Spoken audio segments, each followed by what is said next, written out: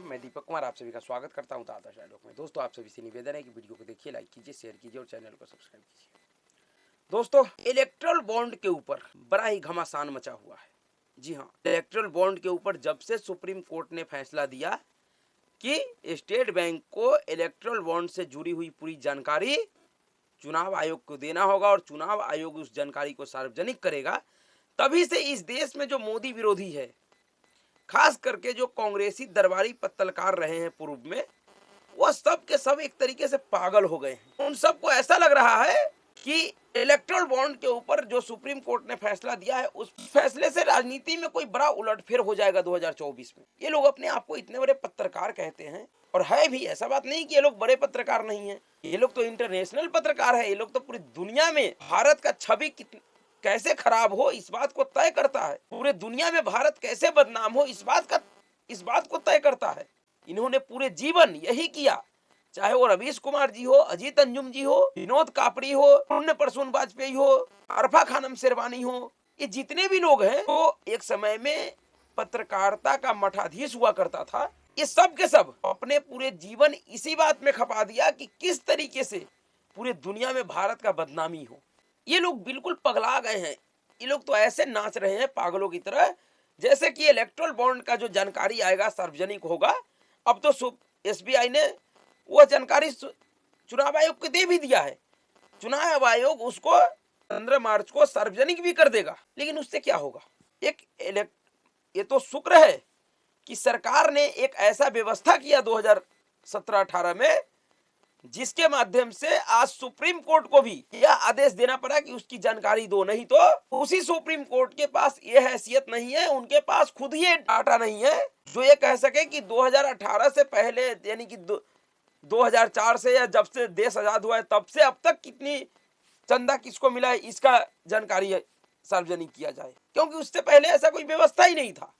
यह supreme court को भी पता है। सुप्रीम कोर्ट ने जो ये फैसला दिया था, अब ये किस दबाव में दिया वो तो सुप्रीम कोर्ट जाने, लेकिन सुप्रीम कोर्ट का जो ये फैसला था वो एक तरीके से देश को कहीं ना कहीं पीछे ले जाने वाला है। यह उसी तरीके का फैसला था कि अगर कोई सरकार किसी सिस्टम को ठीक करने के लिए कोई कानून लाए और वह कानून 100% न ठीक होकर 60% हो, तो जहां सुप्रीम कोर्ट का यह फर्ज बनता था कि जो बचा हुआ 40% है वो सही कैसे हो उस पर काम करे, तो उन्होंने उलट किया कि जो 60% सही है उसे भी खत्म कर दो, पूरी तरीके से फिर से देश को वहीं पे ले जा खड़ा कर दो जहां पर पहले खड़ा था। वो लोग आज इस बात के लिए रो रहे हैं, जो लोग इस बात के लिए पागल होकर घूम रहे हैं कि इलेक्ट्रल बॉन्ड के जरिए घोटाला हो गया, इन सभी लोगों से मेरा सवाल है कि सिर्फ इलेक्ट्रल बॉन्ड का ही जानकारी तुम्हें क्यों चाहिए? इससे पहले जिस तरीके से चंदा आता था, कितना चंदा किस पार्टी के पास आया, किसने दिया, उसकी भी तो जानकारी मांगो, भी तो पता चलेगा कि इलेक्ट्रल बॉन्ड से और विदाउट इलेक्ट्रल बॉन्ड से क्या फर्क पड़ा है देश में, इलेक्ट्रल बॉन्ड का क्या फायदा है और क्या नुकसान है। जब हम दो सिस्टम का तुलना करेंगे तभी तो समझ में आएगा कि कौन सा सिस्टम सही है। और जहां तक बात रही कारपोरेट चंदे का, तो क्या कारपोरेट जगत के लोग सिर्फ इलेक्ट्रल बॉन्ड जब से आया जब से चंदा देना शुरू किया है, उससे पहले चंदा नहीं दिया करता था। इस देश में तो ऐसे ऐसे कारपोरेट घराना था, इनके यहाँ राजनीतिक दल, उनके नेता शाम बिताया करता था, उनके घरों पे डिनर करने के लिए जाता था। ऐसा ऐसा कारपोरेट घराना इस देश में हुआ है जिसके लिए इस देश का राष्ट्रपति भवन खुलवा दिया जाता था। उस कारपोरेट घरानों को अपना फंक्शन करने के लिए, अपने घरेलू फंक्शन के लिए, अपने कारपोरेट जगत के फंक्शन के लिए राष्ट्रपति भवन को धर्मशाला बना दिया जाता था। वो सब ऐसी हो जाता था, फिर वो सब बिना किसी पैसे का हो जाता था। क्या बिना चंदे के वो सब संभव था? ये जो आज इलेक्ट्रल बॉन्ड पे जो पागलों की तरह जो कपड़े फाड़ फाड़ के नाच रहा है ये पत्तलकार, तो कभी प्रधानमंत्री के साथ हवाई जहाज में घुमा करता था, विदेशी दारू और विदेशी खाने का ऐश मौज लिया करता था, ये सब ऐसी, क्या ये लोग सरकारों के लिए दलाली नहीं करता था? बिना दलाली किए हुए इन लोगों को ऐसा सुविधा मिलता था कि देश में तो छोड़िए, विदेश में भी ये लोग प्रधानमंत्री के साथ, उनके साथ जहाज में बैठकर जाते थे और सरकारी खर्चे पे होटल, सारे मौज मस्ती का साधन इनको भी मिलता था। और आज क्योंकि वो सारा चीज इनका बंद हो गया है, आज जो कभी अपने आप को बड़ा मठाधीश मानते थे, आज वो सड़क पे घूमने वाले खैराती पत्तलकार बन गए हैं। तो कभी एसी कमरे में बैठ के मंत्रालय तय किया करता था, कि कौन मंत्री बनेगा, किसको कौन सा मंत्रालय मिलेगा, कौन सी सरकार बनेगी, उनका हैसियत आज दो कौड़ी का हो गया, उनको कोई पूछ नहीं रहा है। तो वो सब इस बात के लिए परेशान है, गलत तरीके से भ्रम फैला रहा है देश में। पहले अडानी को लेकर फैलाया, ये अडानी ने एसबीआई का पैसा लेकर भाग गया, एलआईसी का पैसा लेकर भाग गया, एलआईसी डूब गया, एसबीआई डूब गया। और जब वहां पे मुंह काला हो गया, जब वहां पे मुंह पे तमाचे पड़ गए, तो अब ये लोग इलेक्ट्रोल बॉन्ड को लेकर पीछे पड़ गया। एक एनजीओ गैंग, सबको पता है कि इस देश में एनजीओ का विस्तार किसने करवाया और एनजीओ गैंग क्या करता है इस देश में, किस तरीके से कांग्रेसी एजेंडा चलाता है। जितने भी ये बड़े बड़े कांग्रेसी नेता है, ये सब के सब एनजीओ गैंग का सदस्य होता है। और कांग्रेस पार्टी, जिनके पास राजनीतिक तौर पे लड़ने की कुवत खत्म हो गया है, उनके पास लड़ने की क्षमता नहीं है, वह अब अपने ऐसे एडीआर जैसे एनजीओ गैंगों के द्वारा सुप्रीम कोर्ट के माध्यम से इस देश में फर्जी नैरेटिव करने का प्रयास कर रहा है। सबको पता है कि जो सरकार सेंटर में होता है, जो जिस सरकार का सबसे अधिक सरकार होता है, कोई भी कारपोरेट घराना या कोई भी कारपोरेट जगत के लोग उसी को चंदा अधिक देता है। यह सब दिन से होता है, कोई नहीं हुआ है। इस देश के लोगों को समझना चाहिए कि 10 साल में भारतीय जनता पार्टी का सरकार है इस देश में, तो अगर उसको इतना अधिक चंदा मिला है, जिसके ऊपर करेजा फाड़ के लोग रोड पे लोट पोट के मरने को तैयार है, आत्महत्या करने को तैयार है, जलील अंजुम, खबीस कुमार, ये खैराती से लेकर क्रांतिकारी पत्तलकार, तो फिर जो पार्टी, जो कांग्रेस पार्टी इस देश में 4-4, 5-5 दशक तक राज किया है, 35-40 सालों तक राज किया है, उसको कितना चुनावी चंदा मिला होगा। सुप्रीम कोर्ट ने ये जो बड़े तैस में अपने आप को सुप्रीम दिखाने के लिए जो ये मुंह उठाकर इस तरीके का फैसला तो दे दिया है कि इलेक्ट्रोल बॉन्ड की जानकारी दो, तो सिर्फ इलेक्ट्रोल बॉन्ड को ही क्यों, जब राजनीतिक दलों को किसने कितना चंदा दिया इसका जानकारी अगर देश के लोगों को लेने का अधिकार है, तो फिर सिर्फ 2018 से ही क्यों, 1947 के बाद से क्यों नहीं, जब से इस देश में आम चुनाव हुआ, पहला आम चुनाव 1952 में हुआ, तब से लेकर अब तक का जानकारी क्यों नहीं भाई। 1952 से लेकर अब तक की जानकारी दिलवाओ ना, ऐसा ऑर्डर दो ना कि 1952 से लेकर अब तक किस राजनीतिक दल को कितना चंदा मिला और किसने दिया, उसका पूरा ब्यौरा सार्वजनिक करवाओ। लेकिन वो तो बस की है नहीं, क्योंकि कोई रिकॉर्ड ही नहीं है, कोई सिस्टम ही नहीं था इस देश में इस तरीके का रिकॉर्ड रखने का या बनाने का।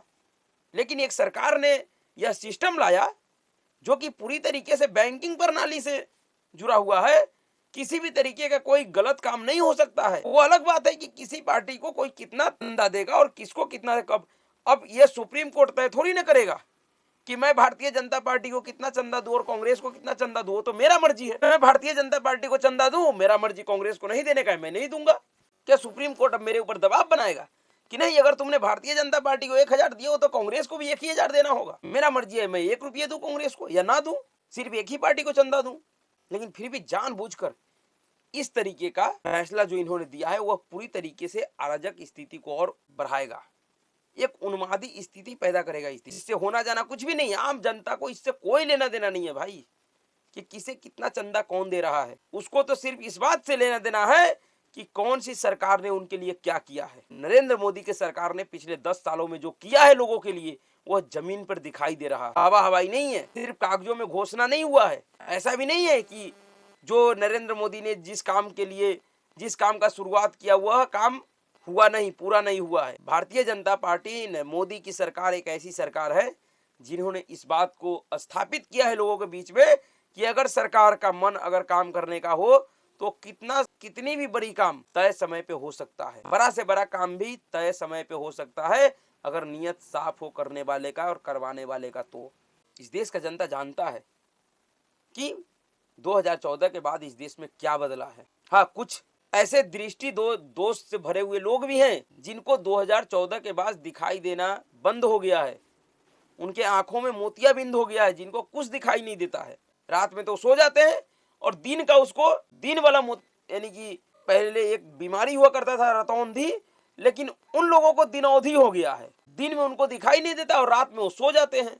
इसलिए उनको समझ में नहीं आ रहा है कि 2014 के बाद इस देश में कुछ बदला है, कुछ काम हुआ है। लेकिन बाकी का जो लोग हैं उनको पता है कि 2014 के बाद इस देश में क्या हुआ है।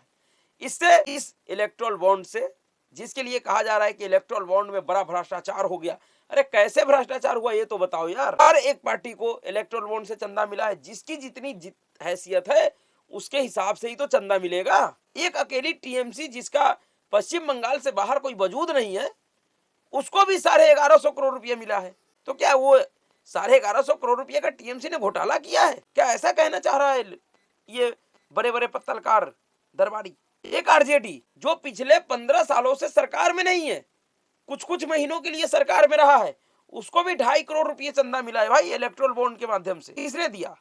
क्या वो घोटाला करके लाया है? आरजेडी जिनका राजनीतिक हैसियत, जदयू नीतीश कुमार की पार्टी जिनकी राजनीतिक हैसियत नहीं बचा है कुछ भी बिहार में, सत्ता में रहते हुए भी, उसे भी 24 करोड़ रुपये मिला है। डीएमके उन्हें 700 करोड़ रुपये उसे मिला है, जबकि तमिलनाडु से बाहर उनका कोई राजनीतिक हैसियत नहीं है, कोई पहचान नहीं है। वाईएसआर 350 करोड़ रुपये उसे मिला है। इसी तरीके से लगभग हर एक पार्टियों को उनकी राजनीतिक हैसियत से कहीं ज्यादा इलेक्ट्रल बॉन्ड के माध्यम से पैसे मिला है। लेकिन नैरेटिव क्या चलाया जा रहा है? भारतीय जनता पार्टी ने घोटाला कर लिया। देश के मीडिया में भी इसी तरीके का कि सुप्रीम कोर्ट से भारतीय जनता पार्टी को बहुत बड़ा झटका, अरे घंटे का झटका लगा है। कोई झटका भारतीय जनता पार्टी को नहीं। तुम लोगों का दिमाग जरूर खराब हो गया है, पागल हो गए हो तुम लोग मोदी विरोध में। कुछ समझ में नहीं आ रहा कि सुप्रीम कोर्ट का फैसला क्या है और इससे क्या प्रभाव पड़ने वाला है। कुछ भी फर्क नहीं पड़ने वाला है भाई। ये सिर्फ और सिर्फ एक सुप्रीम कोर्ट का समय बर्बाद करने का एक धंधा है, जिसमें सुप्रीम कोर्ट भी उलझा रहता है और उनको कुछ खास वकीलों का गिरोह है सुप्रीम कोर्ट में, वो उलझा कर रखता है, जिससे वह किसी अच्छे मुद्दे पे जिसका असर इस देश के सीधे सीधे जनता के ऊपर हो, उस पर सुनवाई न कर सके। पिछले 2-3 वर्षों में, खास करके जब से DY चंद्रचूड़ साहब मुख्य न्यायाधीश बने हैं, कौन से ऐसे फैसले मामले का उन्होंने सुनवाई किया जिसका सीधे जनता से जुड़ा हुआ मामला? सुनवाई किस पे किया है? 370 पे, जिसका जनता से कोई लेना देना नहीं। नोटबंदी पे, जिससे जनता से कोई लेना देना नहीं। ये चुनावी चंदे पे, जिससे कोई लेना देना नहीं जनता का। सेम सेक्स मैरिज, जिससे जनता का कोई कुछ भी लेना देना नहीं भारत का। ऐसे ऐसे फालतू के मुद्दे पे इनके पास टाइम है सुनवाई करने का। लेकिन सच में जो बरसों से पेंडिंग है सुप्रीम कोर्ट में, जो सीधे सीधे जनता से जुड़ा हुआ मुद्दा है, उस पर सुनवाई करने का टाइम नहीं है इनके पास। लेकिन आश्चर्य इस बात पे होता है कि मोदी विरोधी क्यों पागल हो गया। इनके पगलाने से क्या फर्क पड़ जाएगा? हमको तो लग रहा है कि शायद इन लोगों को लग रहा है कि ये इस तरीके से पागलों की तरह अपना कपड़े उपड़े फाड़ के रोड पे घूमेंगे तो उससे शायद नरेंद्र मोदी हार जाएगा और कांग्रेस पार्टी जीत जाएगी। इनका जो राजनीतिक बाप है वो प्रधानमंत्री बन जाए। इनको समझ में नहीं आ रहा कि इस तरीके से कुछ भी करने से अब कुछ भी नहीं होने वाला है। वह जमाने चले गए जो तुम जैसे लोग नैरेटिव फैलाते थे, झूठा मनगढ़ंत कहानी बनाते थे और लोगों को उसमें बरगला के रखते थे। अब वो समय खत्म हो गया। तुम्हारे पगलाने से, तुम्हारे कपड़े फाड़ के रोड पे घूमने से, इस तरीके के झूठे नैरेटिव बनाने से अब इस देश के ऊपर कोई फर्क नहीं पड़ता। ये देश तुम्हें समझ चुका है कि तुम लोग सिर्फ और सिर्फ एक दलाल हो, पत्रकार के भेष में सिर्फ दलाल हो, दलाली करते हो। दलाली करके ही इतने बड़े बड़े मठाधीश बने हो, पत्रकारिता करके नहीं बने हो। पत्रकारिता में इतनी बड़ी कमाई नहीं होता है किसी। बड़े बड़े पत्रकार है, ईमानदार पत्रकार है, जिन्होंने पूरा जीवन पत्रकारिता किया, वो आज भी इतने बड़े मठाधीश तो नहीं बना है जितने बड़े तुम लोग हो। तो यह सिर्फ पत्रकारिता से नहीं हुआ होगा, ये सिर्फ और सिर्फ दलाली से ही संभव है, जो तुम लोगों का इस समय छूट गया है, जिसका तुम लोग विधवा विलाप कर रहे हो और उम्मीद लगा रहे हो कि फिर से वह दौर दोबारा लौट के आ जाएगा। तो अभी के लिए इतना ही। अगर आपको वीडियो अच्छा लगा तो वीडियो को लाइक कीजिए, शेयर कीजिए और चैनल को सब्सक्राइब कीजिए। नमस्कार।